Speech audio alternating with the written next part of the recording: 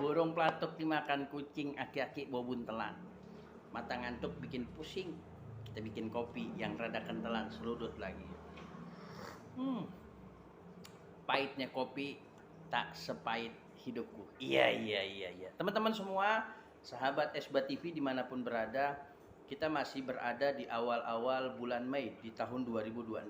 Ada 3 peringatan.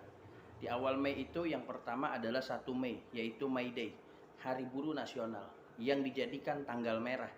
Ya, libur semua aktivitas. Ya, para buruh berkumpul di satu titik lalu dihadiri oleh presiden, dan presiden mengapresiasi besar apa May Day itu dan dia berikan apresiasi besar.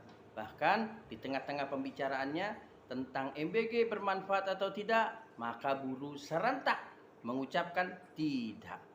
Ini jadi pelajaran buat kita, karena di tanggal 2-nya 2 Mei yaitu Hari Pendidikan Nasional, Hari Anak Bangsa, hari jadinya para pemimpin-pemimpin dunia. Karena apa? Hari Pendidikan Nasional, disitulah tercetak Bapak Presiden, disitulah tercetak Bapak-Bapak Menteri, disitulah tercetak para pemimpin gubernur, lurah, camat, beserta para pemimpin-pemimpin bupati dan lain sebagainya. Semuanya tercetak gara-gara ada pendidikan yang layak. Tapi di tanggal 2 Mei tidak dijadikan tanggal merah, tidak dijadikan tanggal nasional. Bahkan tidak ada apresiasi khusus dari Bapak Presiden. Bagaimana kita lihat ya di media-media sosial, di pelosok-pelosok negeri, kita masih banyak anak-anak yang berangkat sekolah mengayu sampan, mengayu ember, dia naikin ember, dia nyebrang sungai.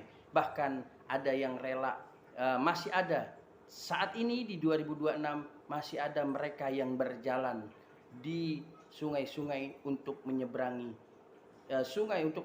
sungai untuk menuju ke sekolah. Nauzubillah, summa nauzubillah. Padahal Nabi katakan subbanul yaum rijalul qad. Pemuda sekarang pemimpin masa depan. Kalau nggak diperhatiin, cuman yang diperhatiin perutnya, tidak diperhatiin EQ-nya, akan menjadi pembodohan untuk bangsa Indonesia.